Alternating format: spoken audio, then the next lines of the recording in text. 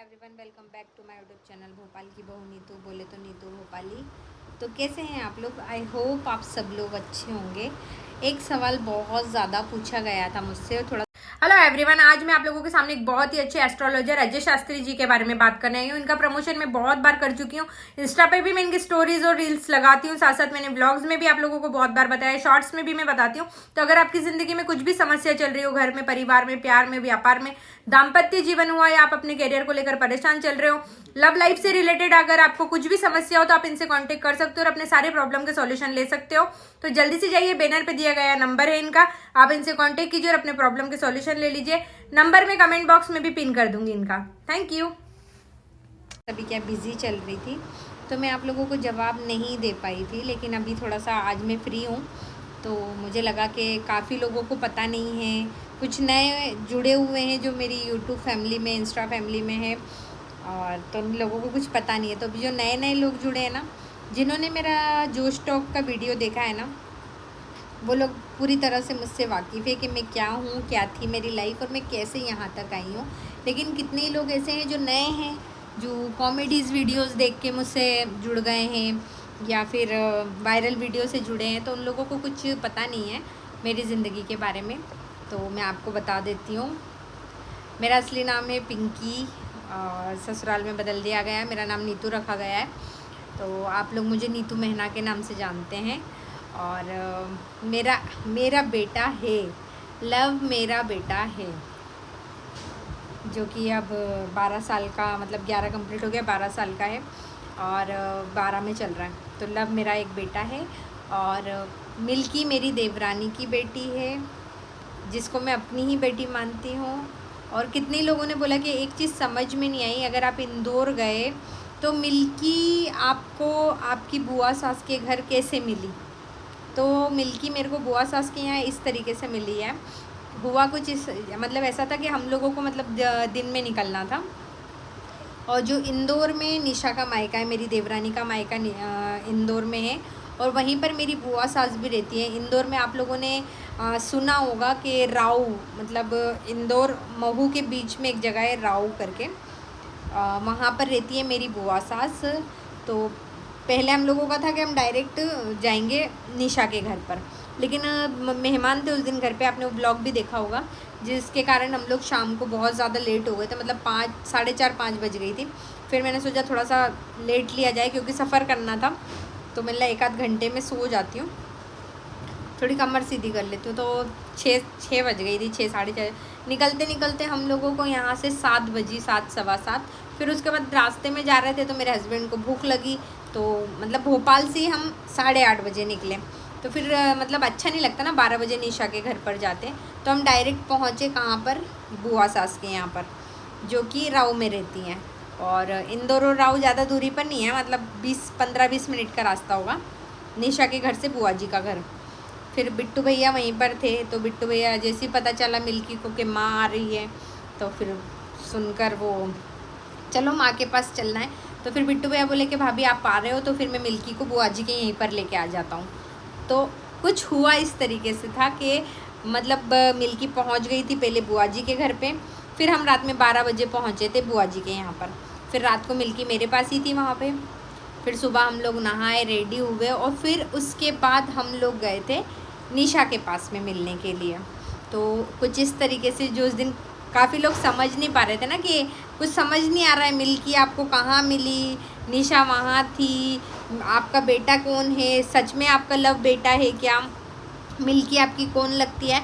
तो बस ये जो आप लोगों के दिमाग में, मतलब जो नए लोग हैं जो समझ नहीं पा रहे थे ना, तो उन लोगों को समझाइश के लिए ब्लॉग बनाया गया है। और आगे का आप थोड़ा सा देखोगे ना, क्योंकि मैं तो बहुत ज़्यादा इमोशनल हुई थी वहाँ से, क्योंकि कुछ मुझे समझ ही नहीं आया कि मैं क्या शूट करूँ। वो तो थोड़ा सा शूट है जो टीटू भैया ने कर लिया था जब मैं वहाँ से आ रही थी ना। तो मिल्की, मतलब जो मुझसे बिछड़ने का जो सीन था ना, वो थोड़ा बहुत ही शूट हुआ है, जब मिल्की बहुत ज़्यादा रो रही है कि माँ को भी लेकर चलो, माँ को भी साथ में लेके चलो। और मुझे भोपाल आना था और वो उसकी मम्मी के पास चली गई थी, निशा के पास। तो उसका थोड़ा बहुत क्लिप है वो शूट किया है मैंने, तो वो मैं आपको दिखाऊंगी। और अगर बोलना चाहे ना, तो मेरा बेटा लव है और मेरी बेटी मिल्की है। ये है मेरी फैमिली, मेरे हस्बैंड, हम चारों का परिवार है ये। मैं, लव, मिल्की और उसके पापा। तो आप मिल्की को मेरी ही बेटी समझ सकते हो, क्योंकि जब वो हुई थी ना तो सबसे पहले मैंने उसको गोद में लिया था, और मैं बेटी के लिए वैसे भी बहुत ज़्यादा रोती हूँ। तो ये समझ लो कि मेरी बेटी ही है मिल्की। और हाँ, मेरा बेटा है लव भाई। जो नए लोग बोलते हैं ना लव कौन है, लव कौन है, क्या सच में आपका बेटा है? तो हाँ, लव सच में मेरा बेटा है। और ये हमारा परिवार है। और आगे की क्लिप प्लीज़ आप लोग भी देखिएगा, क्योंकि मैंने जब वो क्लिप देखी है ना तब तक मेरी आंखों में अभी भी, अगर मैं वो क्लिप मेरी आंखों के सामने आती है ना तो मेरी आंखों से अपने आप गंगा जमुना बहने लगती है। थोड़ा सा सोच के ही मतलब ऐसा हो रहा है। और आज मतलब आप बिलीव करोगे, कल से मतलब कल शाम से कंटिन्यू इतनी बारिश हो रही है हमारे यहाँ पर। क्या आपके यहाँ पे भी बारिश हो रही है क्या? हमारे भोपाल में तो भैया जो बोल रहे थे ना कि भोपाल में बारिश ही नहीं हो रही है, तो शायद आप लोगों की ज़बान फल गई। अब भोपाल में बारिश बंद नहीं हो रही है। तो बस अभी मैं बैठी थी, मुझे करना था शूट, लेकिन मैंने सोचा कि काफ़ी टाइम से लोगों के सवाल थे, डीएम में भी आके पूछ रहे थे मुझसे, और मैंने कमेंट सेक्शन में भी पूछा था। मुझे मेरे हस्बैंड ने भी बताया कितने लोग बोल रहे हैं उनको जवाब दो, लेकिन कमेंट में रिप्लाई देना में मतलब है ना, थोड़ा सा लगता है कि अगर 10 कमेंट पड़े और अगर सिर्फ 2 को मैं रिप्लाई दूंगी ना तो बाकी 8 लोगों को ऐसा लगेगा कि यार अच्छा उसके कमेंट का रिप्लाई दे दिया, मेरे कमेंट का तो रिप्लाई नहीं दिया है। तो इसके कारण क्या मैं थोड़ा सा कमेंट में रिप्लाई नहीं कर पाती हूँ, क्योंकि आप सब एक बराबर हैं। कोई ऐसा नहीं है कि मतलब कोई बहुत ज़्यादा खास है या उसको जवाब दे रही हूँ। तो इसीलिए व्लॉग बनाया है। और आगे की क्लिप आप लोग प्लीज़ ज़रूर देखना। और मिल्की का रोने में आपको समझ में आएगा कि प्लीज़ माँ को लेके चलो ना। मतलब इतनी रोई है वो, इतनी रोई है। बिट्टू भैया बोले कि घर तक नहीं चुप हुई है वो, पता है कि बस अब माँ को लेके चलो साथ में।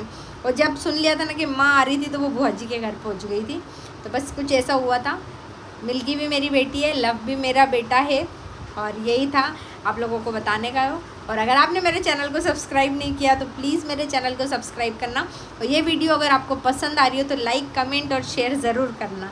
तो आगे मैं आपको दिखाती हूँ मिल्की दीदी कैसे गई थी और मैं कैसे वहाँ से आई। उसके बाद क्योंकि मेरा दिमाग इतना ज़्यादा वो हो गया था ना, तो वहाँ से लौटने वाला मैंने ब्लॉग ही शूट नहीं किया, मैंने कुछ भी नहीं किया, क्योंकि मुझे कुछ अच्छा ही नहीं लग रहा था। तो बस जो थोड़ी बहुत क्लिप है वो मैं आपको आगे दिखा देती हूँ।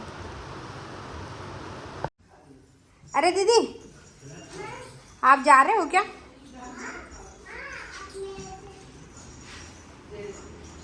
क्यों दीदी? दीदी जी, अरे दीदी जी, आप जा रहे हो क्या? हम भी जा रहे हैं भोपाल। बाय बोल दो, बाय बोल दो। हाँ, अभी अपन आएंगे, इसको पहुंचा दो फिर अपन वहीं पहुंचते हैं ना, चिया के पास ही, है ना?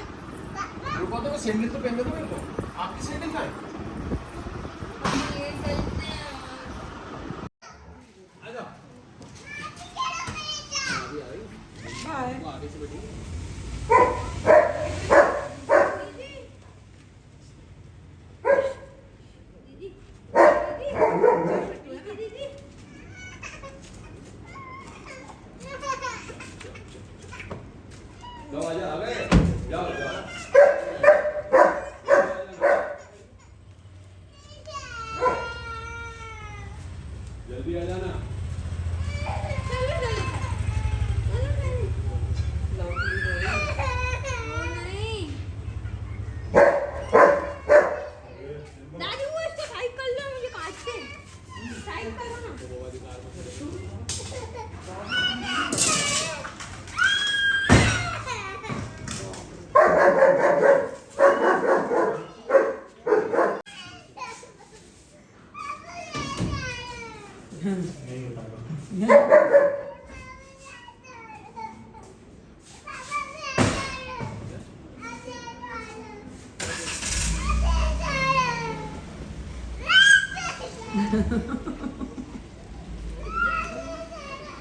नहीं उतारो, नहीं उतार दो पापा, नहीं उतार दो।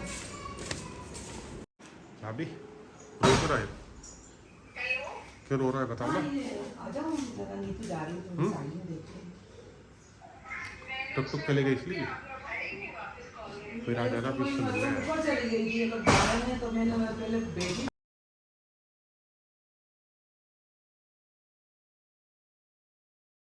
भोपाल पहुंचते ही हम लोगों को मोबाइल के शॉप पर जाना पड़ा, क्योंकि सैमसंग का मोबाइल लिया है तो रजिस्ट्रेशन पता नहीं क्या प्रॉब्लम हो रही थी, तो उन लोग कॉल भी कर रहे थे और फ़ोन में भी प्रॉब्लम आ गई थी, तो हमको भोपाल जाते ही पहले पहुंचना पड़ा वहाँ। तुमको पता है जब मैं ठेले पे आम रखे हुए देखती हूँ तो मुझे कौन सी गाना सुनाई देता है? आजा खाजा। आजा के आजा। मुझे बुलाते और बोलते हैं आजा और मुझे खा जा। अरे चलो आम देखते से मेरे को पता नहीं क्या होने लगता है ठेले पे, जब मैं आम देखती हूँ ना मेरा बस ऐसा मन होता है हाँ यार बहुत दिनों से बोल रहा हूँ, ले लो आम खा लूँ।